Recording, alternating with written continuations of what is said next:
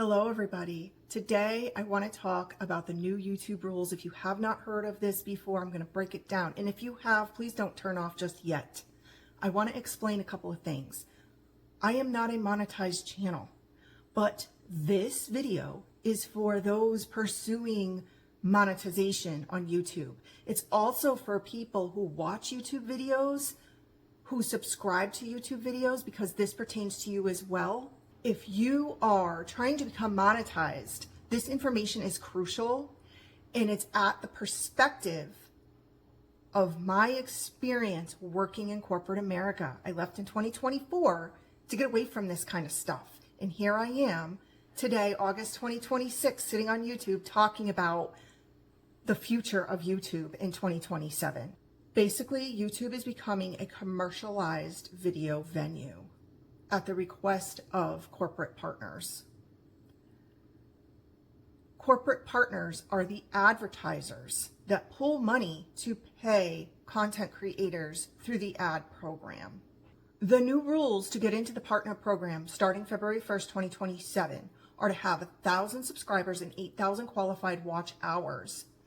In addition, if you are unaware of the partner program, it just means that is the pool of ad revenue that they pay content creators who are in the partner program. And it's a pool of money from corporate advertisers, and then YouTube doles the money out. So also in their announcement, talking about the new rules coming in February 2027, there will be more money paid out in 2027 to content creators who meet their expectations, in other words. And basically, when I read that, this is what I interpreted it to mean.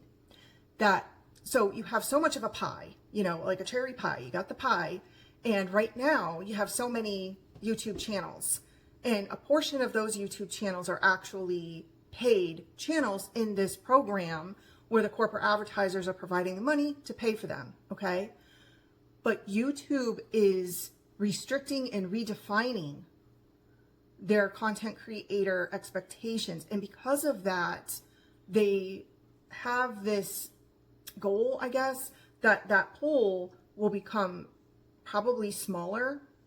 So the people in it already are going to be paid more.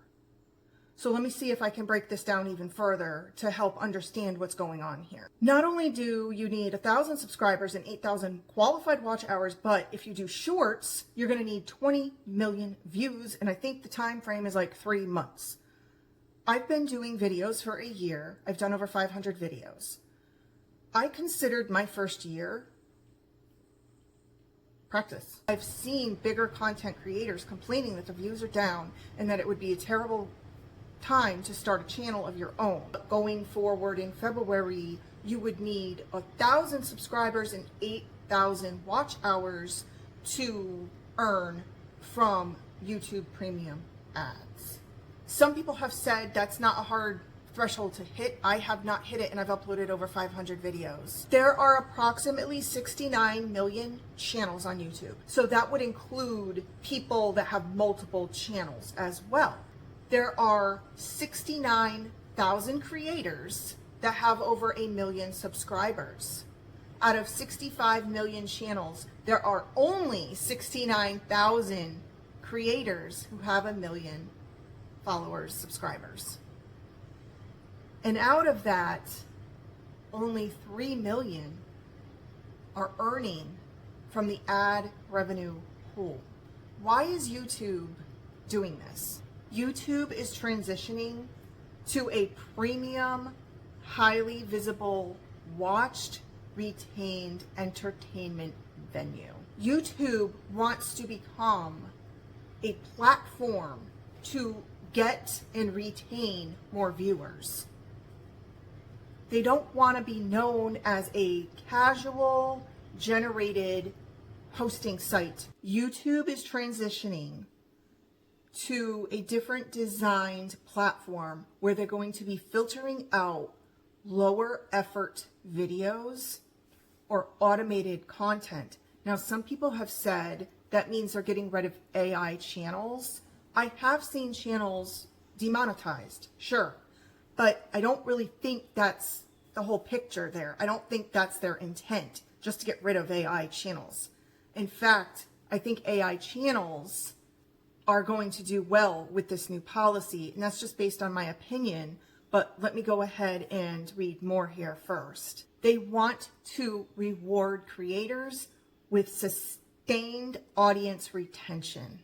An AI channel isn't going to necessarily be knocked off the platform if they are retaining sustained viewership and they have an audience. Because why would they do that? That would be cutting their nose off to spite their face. And don't forget, I worked in corporate America. I know the speak of corporations. They want to be known as top in the industry for highly valued content to retain viewership. This is what they want the platform to look like.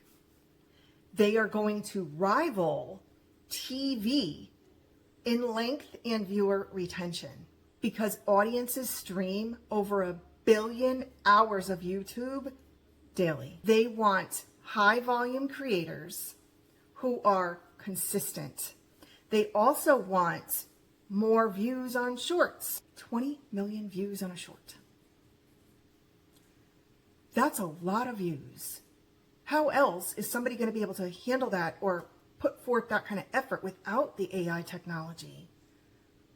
So I don't believe for a second that they want to get rid of people using AI technology. In fact, I think they're going to be pushing for it more. YouTube wants to award high volume creators that get 20 million views on their shorts within 90 days, but they also have to get 10 million views as a maintenance level to retain the earning from it.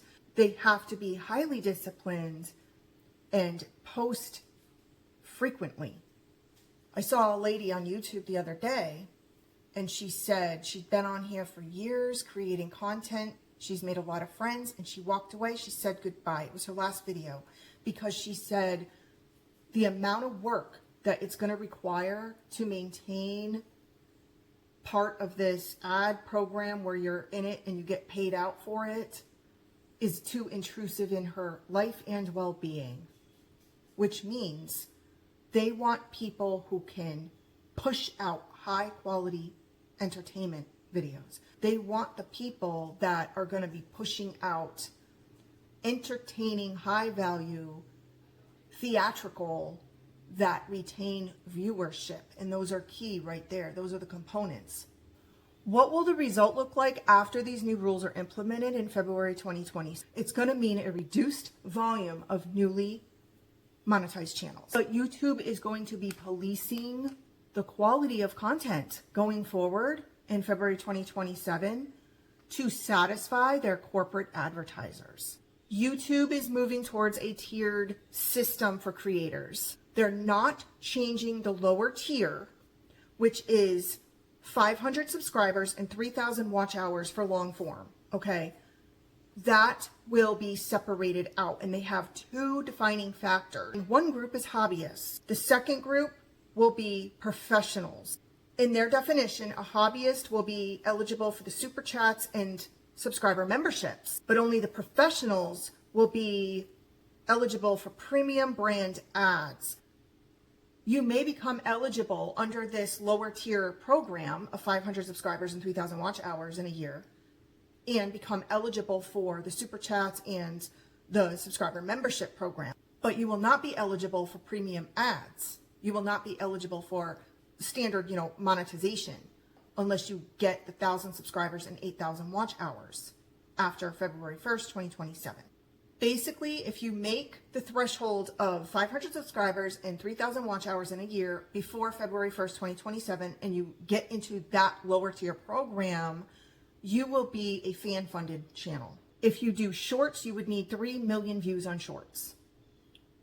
And again, that would offer you an opportunity to have channel membership, super thanks, super chats. And if you are already monetized because you hit the higher threshold already, you are going to actually be grandfathered in. So you're not going to lose your status as monetized. You will not have to meet the 8,000 hour threshold to become monetized. With exception, if you create shorts as a content creator and you don't create long form videos, then you need to know that you must maintain a level of 10 million views every 90 days to keep receiving your payouts. And if you fall below that, you can still earn revenue from long form content. And then once you reach that 10 million threshold again on your shorts, you would be put back in the paid program. People are torn. Do I do shorts? Do I do longs? Do I do both? What's the benefit? What's not the benefit? I've even seen content creators who say break out channels. Just do one channel of shorts, do another channel of longs, don't mix them, don't do both. I've seen other content creators tell you to do both. I've done both for this past year. I did a long and a short pretty much every single day of the entire year, my first year. I got subscribers from shorts. So that means the advice of don't combine shorts and long isn't valid going forward, anymore, because in February 1st, 2027, they even say you can earn money on your longs even if your shorts fall short. So I'm going to tell you how to apply shorts going forward because you don't want to miss out on opportunities.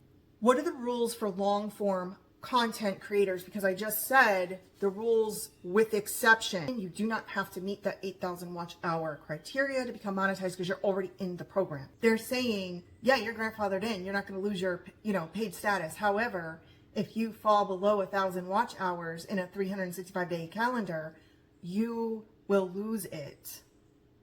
So just think about it for a minute. If you are already in the paid program, look at your watch hours. Do you have 1,000 watch hours? Are you making that? Are you doing it consistently?